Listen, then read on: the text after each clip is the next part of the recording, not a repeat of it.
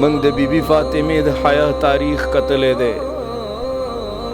د پرتوک په کپڑا دویمه کپڑا تو کړي و چا ورته ویل دا ولې وی چې زما د پرتوک په کپڑا باندې د غیر نارینه نظرونه لګي ته د هغې نه زیاته ښایسته یې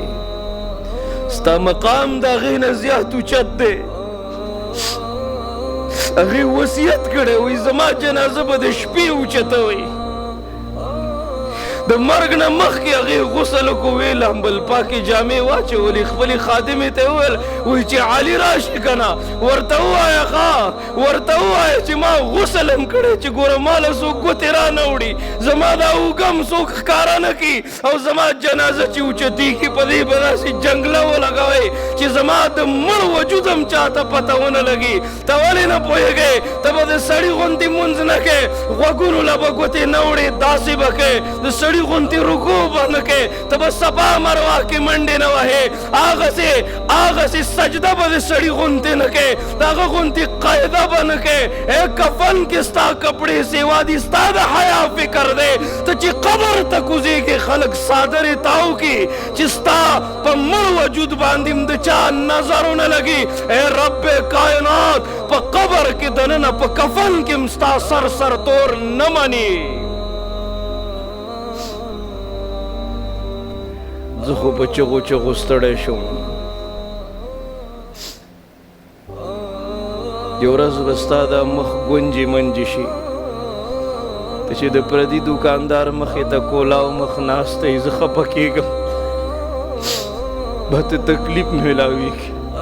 ځکه ما د خولا سودا خدیجة الکبرا زندگی کتلې ده ما د رابعه بصري زندگی کتلې ده بکوه که نن ستا په وجه باندې دین ته نقصان دی اسلام ته نقصان دی نو واپس شي یو ټیک ټاکره جینۍ مړه شوه اوس دا نور صاحبان راځي او ویډیوګانې کوي وایي د دې دا ناچګانې مه ګورئ ځکه چې هغې ته په قبر کې تکلیف رسي نو چې ته دومره پوهېږې چې په قبر کې به تکلیف وي نو مه کوئ که نه نور به څومره خپل الله خفه کوئ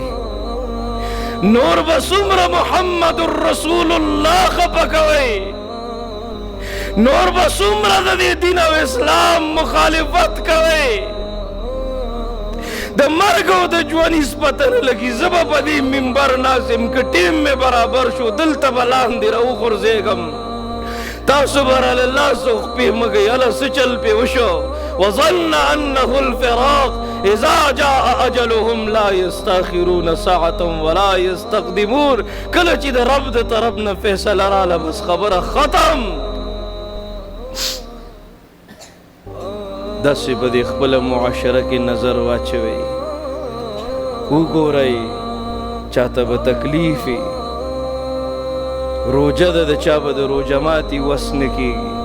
د چا به د پیشمني وس نه کېږي داسې خلک به وي چې هغوی به خپلو بچو له د دې اختر دپاره جامې نه یې اغوستي پیزار به یې نه یې اغوستي ای زه وایم الله دې یو پلارم خپل بچي ته دومره ملامته مه راولي چې دا بچی ورته وایي بابا جانه ماله جامې والا ماله پیزار والا او دې جیب ته وګوري او جیب ورله اجازت نه ورکوي دا ډېر سخت وخت دی د یو بل اوښکې وچول زده کوي انشاءالله رب العالمین به د رحم فیصلې رالیکي حضرت عمر رضی الله تعالی عنہ په لار روان دی ځنګل کې ابۍ ماشومان را جمع کړي دي وږي دي نهر دي هسې دیګی په اور باندې ایښی دی ابۍ جاړي او شکایت کوي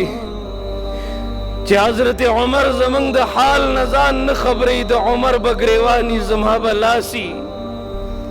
حضرت عمر ورغی ورته په ژړا شوی ابۍ حضرت عمر ته ستا د دردونو تکلیفونو څه پته ده ابۍ ورته وایي چې هغه ځان نه خبرې او هغه ته پته نشته بیا مشري څه شي لکئ چې موږ باندې دومره سختې تېرېږي که نن ته په بنګلو کې ناستې او قسمه قسمه طعامونه درته پراته دي، نو دومره یاد ساته محمد رسول الله سرور کائنات وی چې ته کامل مسلمان نشي کېدی من جنبه کبدا جائعا چې ستا په ګاونډ کې ګاونډي نه هرود شه. اپنے لیے جیتے ہو اوروں کے لیے جینا سیکھ، پھولوں پہ چلنے والے ذرا کانٹوں پہ چلنا سیکھ. ځان د پاره خور سړی پوهېږي که نه. حضرت عمر را منډې کړلې او بوجۍ ډکه کړله د بیت المال نه او د خوراک څښاک سامان یې پکې واچو. حضرت اسلم صحابي دی، وایي ما ته وایي دا بوجۍ را په شا کا. وایي ما ورته وایي امیر المؤمنین دا بوجۍ به زه ویسم. وایي ما ته یې داسې په غصه باندې وکتل چې په ورځ د حشر به زما بوج ویسې، زما بوج به ویسې. وایي ما ورته وایي چې نشم وړی، وایي بوجۍ راته په شا کړې ده، روان دی. فاروق اعظم امیر المؤمنین هغوی له اور بل که، هلته دیګی تیار که، هغوی له خوراک تیار کو، ماشومانو ته یې راواچولو. هغه ماشومان وږي وو که نه، هغوی هغه تالي ته راټول شو، په زوره زوره لګیا دي او هغه خوراک کوي. حضرت عمر امیر المؤمنین فاروق اعظم یو څو قدمه شاته شو، د هغه ماشومانو تماشې کولې او ژړل یې.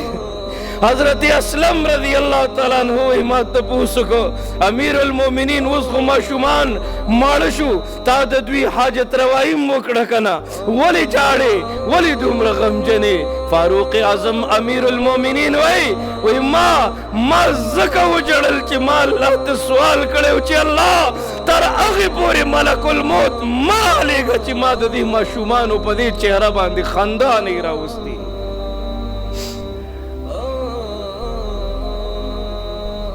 دغی نباد بد رحم فیصلے راسی، دستار کے ہر تار میں تحقیق ہے لازم، ہر صاحب دستار معزز نہیں ہوتا. لٹیروں نے جنگل میں شمع جلائی، مسافر یہ سمجھے کہ منزل وہی ہے. اے تو ادھر ادھر کی نہ بات کر، یہ بتا کہ قافلہ کیوں لٹا. مجھے رہزنوں سے گلا نہیں، تیری راہبری کا سوال ہے. مسلمانہ تابد ابو بکر صدیق دا صداقت ترجمانی کولا، مسلمانہ تابد حضرت عمر دا عدالت ترجمانی کولا، تابد حضرت عثمان دا سخاوت ترجمانی کولا، تابد حضرت علی دا شجاعت ترجمانی کولا، تابد بلال حبشی دا عشق ترجمانی کولا. اے خورے اے مورے تابد بی بی فاطمہ دا حیا دا صادر ترجمانی کولا. اخیری خبر در تکام ما سره ټیم ختم شو. نوجوانان په نظر راځي ماشاءالله، بنګ ته ډېر شکایتونه ملاویږي، مور خپه پلار خپه. اے نوجوانانو دا مور مه خپه کوئ.